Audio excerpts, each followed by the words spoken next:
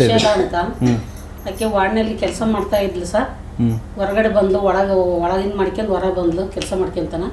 ಬರ್ಬೇಕಾದ್ರೆ ಆಕೆಗೆ ಮಕ್ಕಳು ಫೋನ್ ಮಾಡಿ ಹೇಳಿದ್ರು. ಮಕ್ಳಿಗೆ ಫೋನ್ ಮಾಡಿ, ಅಮ್ಮ ನಾವು ಅಕ್ಕಿ ತಂದಿಟ್ಟಿದ್ದೀನಮ್ಮ ಅಂತಂತಾನೆ. ನಮ್ದು ಅಕ್ಕಿ ತಂದ್ರೆ ನೀವು ಅನ್ನ ಮಾಡ್ಕೊಂಡು ಊಟ ಮಾಡ್ಕೊಂಡು ಹೋಗ್ರಪ್ಪ, ನಾನು ಬರೋದು ಲೇಟ್ ಆಕತ್ತೆ, ಆನ್ ಡ್ಯೂಟಿ ಹಾಕಿದ್ದಾರೆ ಅಂತ ಆಕೆ ಫೋನಲ್ಲಿ ಮಾತಾಡ್ತಾ ಇದ್ಲಿ ಸರ್. ಆ ಟೈಮ್ನಲ್ಲಿ ಸರ್ ಈಗ ಫೋನ್ನೇ ಮಾತಾಡ್ಕೊಂಡು ಹೋದೆ, ಏನು ಫೋನ್ನೇ ಮಾತಾಡ್ತಾ ಇರೋದು, ಫೋನ್ ತಗೊಂಡು ಮುಕ್ಳಾಗ ಇಟ್ಕ ಅಂತಂತ. ಆ ಮಾತಿಗೆ ಆಕಿ ಪಾಪ ಏನು ಮಾತಾಡಿಲ್ಲ ಸರ್. ಪಾಪ ಆಮೇಲೆ ಹೊತ್ಕೊಂತಂಗ ಹೋಗಿ ಇವೆಲ್ಲ ಕೆಟ್ಟ ಭಾಷೆದಾಗ ಮಾತಾಡ್ತಾರೆ ಸರ್ ನಾಗೇಂದ್ರಪ್ಪರು. ಆಮೇಲೆ ನಮ್ಮನ್ನ ವಯಸ್ಸಾದವ್ರನ್ನ ಕರ್ಕೊಳ್ರಿ ಡ್ಯೂಟಿಗೆ ಅಂತ ಪವಿ ಹೋದ್ರೆ ಹುಡುಗರು, ಆ ಹುಡುಗರಿಗೆಲ್ಲ ಭಾಳ ಕಿರುಕುಳ ಕೊಟ್ಟಿದ್ದಾರೆ. ಕೆಲಸನೇ ತೆಗಿತೀನಿ ಅಂತಂತೇಳಿ ನೋಟಿಸ್ ಕೊಡ್ತೀನಿ ಅಂದರೆ ಅವು ಏನು ಮಾಡಿವೆ ಸರ್, ನಮ್ಮ ಬಗ್ಗೆ ಭಾಳ ಒಳ್ಳೇದು ಮಾಡ್ತಾ ಇದ್ದಾವೆ. ಅವಕ್ಕೆ ಭಾಳ ಕಿರುಕುಳ ಕೊಡಕತ್ತಿದ್ದಾರೆ ಸರ್.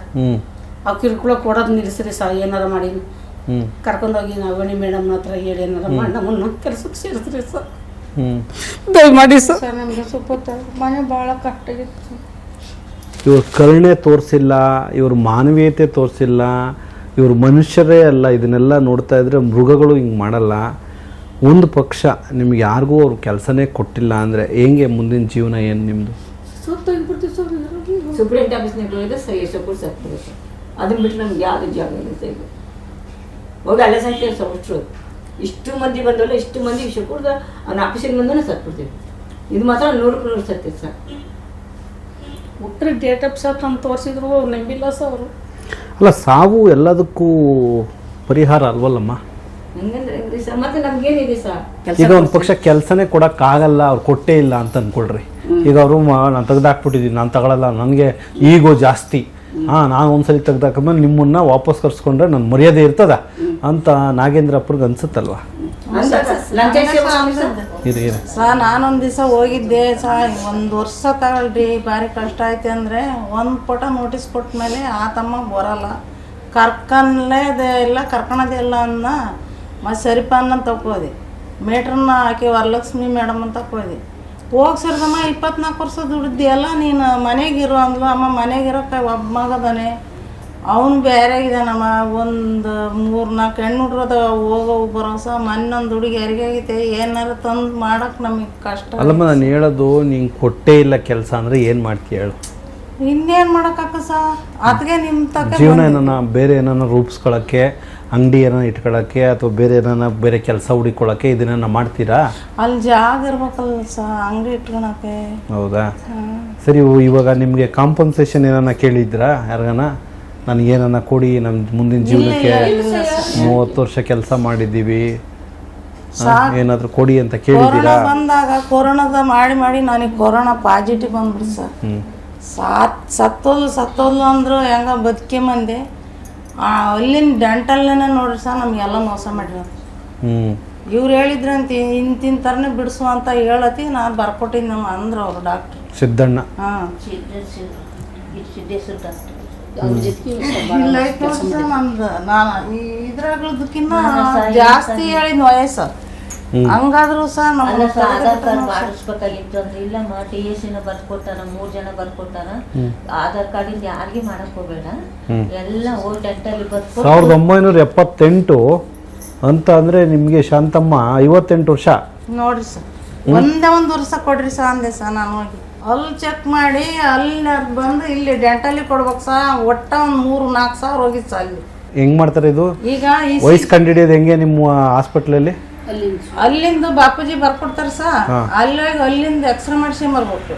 ಅಲ್ಲಿಂದ ಎಕ್ಸ್ರೇ ಮಾಡ್ಸ್ಕೊಂಬಂದು ಇಲ್ಲಿ ಕೊಡ್ಬೇಕು ನಮ್ಮ ಚಿಟಗೇರಿ CG ಆಸ್ಪತ್ರೆ ಡೆಂಟಲ್ಗೆ. ಅಯ್ಯಪ್ಪಗೆ ಬರ್ಕೊಟ್ಟಿದಾರ ಅವನು, ನಮ್ಮ ಸೂಪರ್ಡೆಂಟು ನಮ್ಮ ಮಂಜಪ್ಪ ಅನ್ನೋ ಸಾವುಕಾರ. ಅವನು ಮಂತನ ಮುರಿದ ಸಹ ಅವ್ನು ಹಿಂಗೆಲ್ಲ ಮಾಡಿ ನಮ್ಮನ್ನು ಭಾಳ ವರ್ಷದಿಂದ ದುಡ್ದಿ ಸಹ ನಾವು. ಶ್ರೀಮಂತ ಮಂಜಪ್ಪ ಅಂದ? ಇಲ್ಲೇ ಇಲ್ಲ, ಅವ್ನು ಮಂಜಪ್ಪ ಅನ್ನೋ ಅಂದೆ ನಾನು.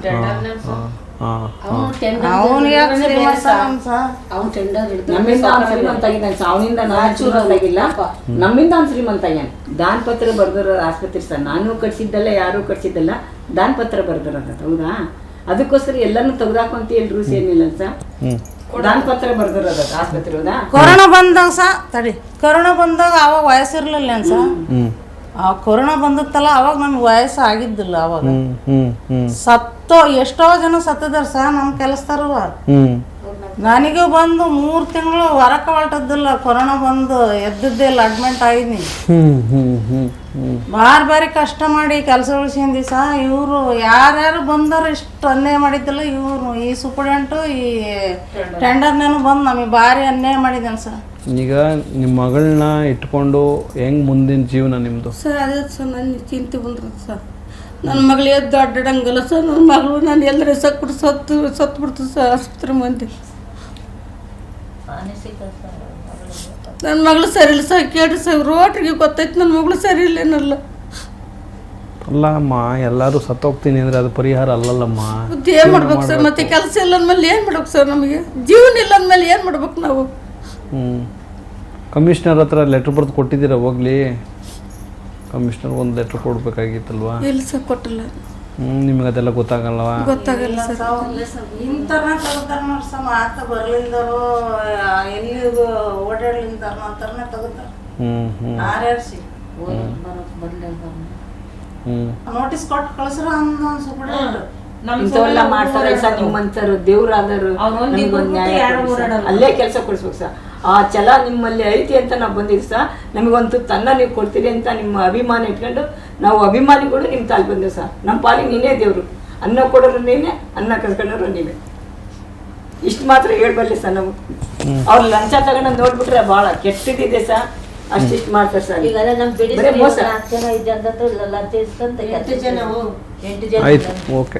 ನಮ್ಮ ವಿಜಯವಾಹಿನಿ ನ್ಯೂಸ್ ಚಾನೆಲ್ನಲ್ಲಿ ಪ್ರಮೋಷನ್, ಜಾಹೀರಾತು, ಅಡ್ವರ್ಟೈಸ್ಮೆಂಟ್ ನೀಡಲು ಸಂಪರ್ಕಿಸಿ 9535808456.